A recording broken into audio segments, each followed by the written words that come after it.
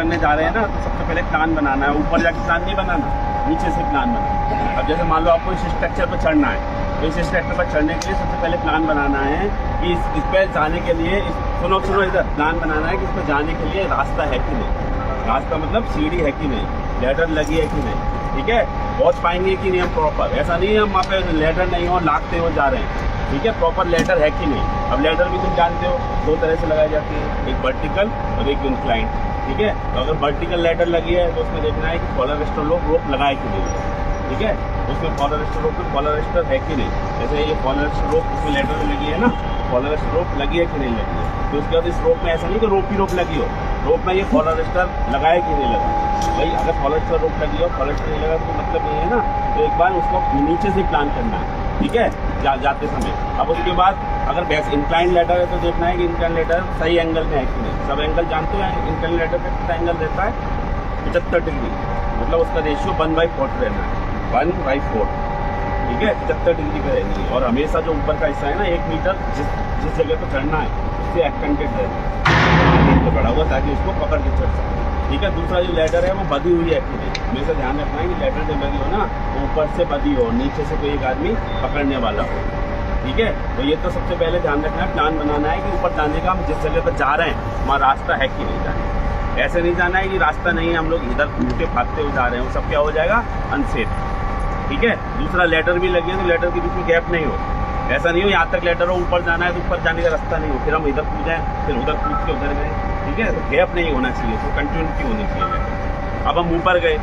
Ladder से, ठीक है, तो ऊपर जाते समय हमें प्लान करना है कि हमें क्या क्या ले जाना है। भाई हमें जब जाना है तो पूरा पीपीस पहन के जाना है, सेफ्टी शूज हो, हेलमेट हो, सेफ्टी बेल्ट, ये सेफ्टी बेल्ट जरूर पहन के जानी हो। पहन के जाने से पहले एक बार इसको चेक कर लेना है, इसके ये जो ये जिसमें हम लोग एंकरिंग करेंगे वो तो ऐसा खराब तो नहीं है, काम कर रहे हैं कि नहीं कर रहे हैं, ठीक है। तो ये चेक कर लेना है जाने से पहले।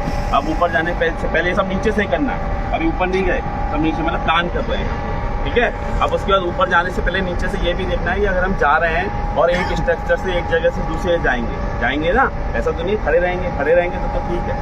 अगर हम एक जगह से दूसरे जा रहे हैं तो वहाँ जाने के लिए इसको एंकरिंग करने के लिए जगह है कि नहीं, मतलब जगह मतलब लाइफ लाइन लगी है कि नहीं। भाई अगर हम एक जगह से दूसरे जा रहे हैं सबसे ज़्यादा खतरा वहीं है कि नहीं, तो वहाँ देखेंगे लाइफ लाइन लगी है कि नहीं। मतलब ये सब प्लानिंग में देखना है पहले। एक बार प्लानिंग में इंजीनियर भी शामिल है, हमारे सेफ्टी ऑफिसर भी शामिल है, सुपरवाइजर भी शामिल है ना।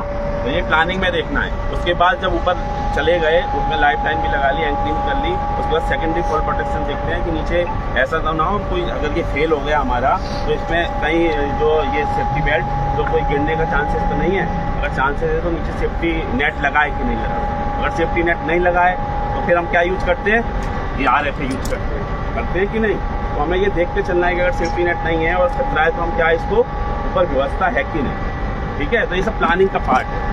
अब दूसरा P हो गया, अब P के बाद क्या आया दूसरा D का मतलब क्या हुआ, प्लानिंग कर ली कि ये है कि नहीं सब।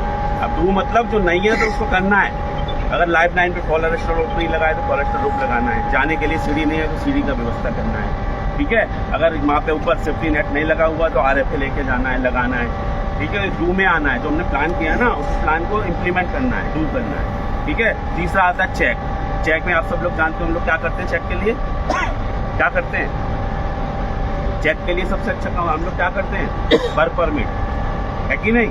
काम करने से पहले हाइट का वर्क परमिट देते हैं ना, तो उसमें कितने लो लेवल पर चेक होता है।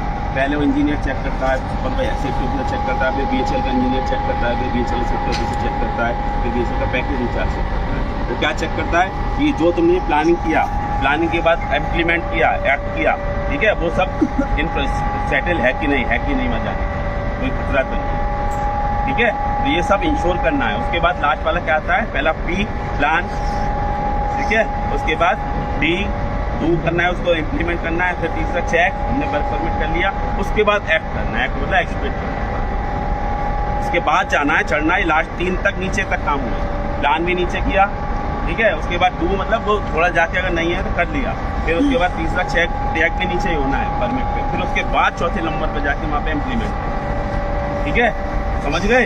तो ये थोड़ा ध्यान रखना है कि ऊपर नीचे लेवल से ही सोच के चलना है कि हम 2 मिनट सोचेंगे, रुकेंगे, सोचेंगे कि भाई क्या इसमें लैप्स है, कहाँ हम गिर सकते हैं। भाई हमारी सबकी अपनी अपनी जरूरी है ना जान, कहीं चोट लग गई तो आफत होगी कि नहीं होगी, परेशानी होगी कि नहीं होगी, तो कहाँ पे हम लोगों को ऐसा परेशानी हो सकती है।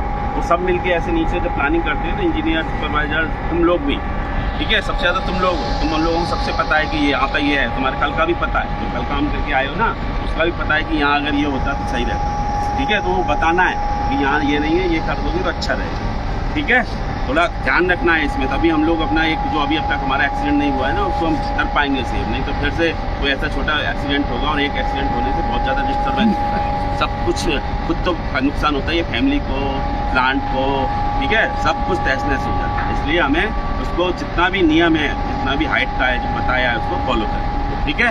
चलो।